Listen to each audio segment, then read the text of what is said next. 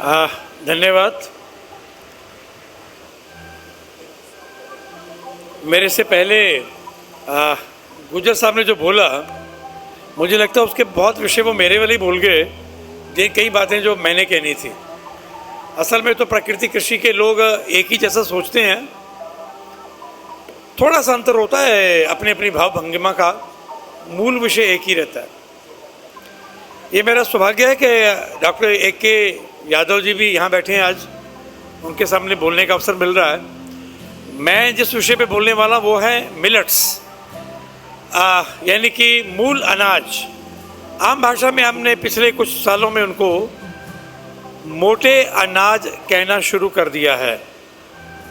वास्तव में वो मोटे होते नहीं, बहुत बारीक होते हैं, और कुछ तो उनमें इतने बारीक होते हैं कि उनको मतलब राई के दाने जितने होते हैं, कुछ तो जो माइनर मिलेट्स ऐसे हैं। पर बहरहाल हमने मोटे अनाज कहना शुरू कर दिया। अगर भारत में ऑर्गेनिक फार्मिंग को, प्राकृतिक कृषि को स्थापित करना है, बढ़ावा देना है, तो हमें मोटे अनाज वापस लाने पड़ेंगे। हाँ, कुछ प्रदेशों में वो पहले से हैं। उड़ीसा में तो खैर मिलेट मिशन ही चलाया उन्होंने। आंध्र प्रदेश, तेलंगाना, कर्नाटक, तमिलनाडु, उड़ीसा, इन प्रदेशों में मिलेट्स अच्छी खासी गिनती में है। कुछ हद तक केरल में भी है। राजस्थान में मिलेट्स खाए जाते हैं, उगाने वाली स्थिति थोड़ी शायद कम होगी। मध्य प्रदेश की भी स्थिति लगभग वैसी है। लेकिन मैं जिस प्रदेश से आता हूँ और मैं जिस विशेष की बात करने वाला हूँ, क्षेत्र विशेष की, वो है पंजाब और हरियाणा, हरित क्रांति का प्रदेश, या थोड़ा सा उससे सटा हुआ पश्चिमी उत्तर प्रदेश।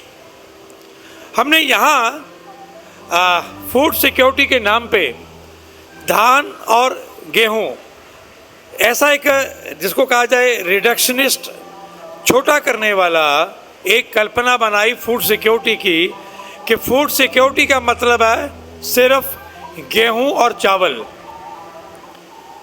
गेहूं और चावल कितना भी हो जाए वो कंप्लीट फूड सिक्योरिटी नहीं हो सकती। आज देश अपने खाने के लिए जो एडिबल ऑयल है वो हम बाहर से मंगवा रहे हैं, हम दालें बाहर से मंगवा रहे हैं। और देखा जाए तो एक रसोई में, मालूम नहीं आप में से कितने लोगों को, हमारी बहनें तो जो बैठी हुई यहाँ, उनको तो रसोई का अंदाज़ है, शायद पुरुषों या भाइयों को तो अंदाज़ नहीं होगा, कुछ को हो भी सकता है। रसोई में लगभग 150 से लेकर 200 तरह की, ये निर्भर करता है आप किस प्रदेश में है, क्या आपकी बैकग्राउंड है। 150 से लेकर 200 प्रकार की चीज़ें होती हैं जो रसोई में छोटी छोटी डिब्बियों में, कुछ बड़े डिब्बों में होती हैं। कोई रसोई की वो चीज़ एक चुटकी डलती है, कोई 1 चम्मच डलती है, कोई आधी चम्मच डलती होगी, पर वो आती सभी खेती से हैं। उनके बिना खेती नहीं मानी जाती, भोजन नहीं होता। कल्पना कीजिए आपके घर में दाल बनी है, उसमें एक ही छोटी सी चीज़ है जो 1 चम्मच डलेगी पूरे भोजन में, हल्दी। हल्दी नहीं है तो आपको मज़ा नहीं आएगा, आप कहेंगे कुछ गड़बड़ है। जीरा नहीं है तो जीरे के बिना आप कहेंगे अपनी माता जी को या धर्मपत्नी जो भी हैं, जिसने भी भोजन बनाया, कि भाई कुछ स्वाद नहीं आ रहा। तो भोजन में सुगंध, खुशबू, स्वाद, उसका पाक विपाक, ये जिन मसालों से होता है वो खेती का अंग है और वो फूड सिक्योरिटी का हिस्सा है। हमने लोगों को कहा कि पेट भरो, पेट भरना है, बहुत उगाना है, तो पेट भरने के चक्कर में हमने ढेर सारा ये गेहूं और धान उगाना शुरू किया। और उस गेहूं और धान के मामले में हुआ ये कि हमने नीचे का पानी इस्तेमाल करना शुरू किया, और इतना पानी इस्तेमाल किया कि आज पंजाब और हरियाणा, मुझे पश्चिमी उत्तर प्रदेश का ज्ञान नहीं है, कोई आप में से विद्वान बैठा हो तो कर लेंगे। ये पूरा जो क्षेत्र पंजाब हरियाणा का, ये it has become the virtually the land of dark zone. ज़मीन से जहाँ पानी निकाला जा चुका है, जिनका भूजल का भंडार खाली हो चुका है, ऐसे प्रदेश हमने बना दिए।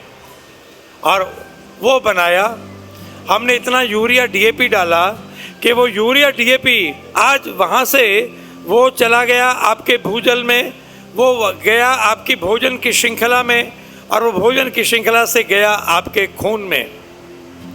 हमने इस फूड सिक्योरिटी के नाम पे जो जितने केमिकल्स इस्तेमाल किए उनकी कहानियाँ लग गई, यहाँ बहुत लोग बोल चुके होंगे, पर मैं एक ही बोलूँगा बात। उस फूड सिक्योरिटी का क्या मतलब जो फूड सिक्योरिटी आपको कैंसर बांटे?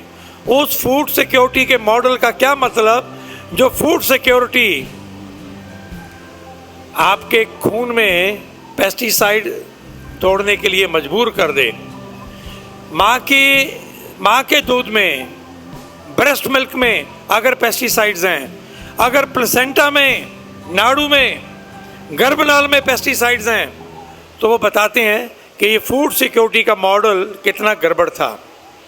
हमने इस फूड सिक्योरिटी के मॉडल से अपनी जैव विविधता तो ख़त्म की, बीज ख़त्म किए, और जिन मोटे अनाजों की, मूल अनाजों की मैं बात कर रहा हूँ, वो ख़त्म हो गए। मूल अनाजों के बारे में मैं ये कहूँगा कि जैसे उसमें, अच्छा, ये बाजरा, ज्वार, रागी, ये 3 तो प्रचलित हैं, लेकिन 3 के अलावा कोदरा है, कंगनी है, कुटकी है, स्वांक है, हरी कंगनी है, माइनर मिलेट्स हैं इनके, चीना भी है। तो ये जो 6 अन्य मिलेट्स हैं, इनके बारे में बात कम होती है, होती नहीं है, अब कुछ शुरू हुआ है। तो ये जो मिलेट्स हैं, अगर मैं ये कहूँ, इनको उगाने में पानी की ज़रूरत नहीं है। एक अंदाज के मुताबिक गेहूँ 1 साल जब उगाते हैं तो 1 साल गेहूँ, 1 साल जितना गेहूँ खाते हैं आप, उसके लिए जितना, उस गेहूँ को उगाने के जितना पानी लगता है, उतने पानी से आप 26 वर्ष मिलेट्स उगा सकते हैं। धान के बारे में तो और ज़्यादा ऊंचा आंकड़ा है। दोबारा सुनिए, 1 वर्ष जितना आप चावल खाते हो, उस चावल को उगाने के लिए जितना पानी इस्तेमाल होता है, उतने पानी से 30 वर्ष के आसपास आप मिलेट्स उगा सकते हो। इतना कम पानी लगता है।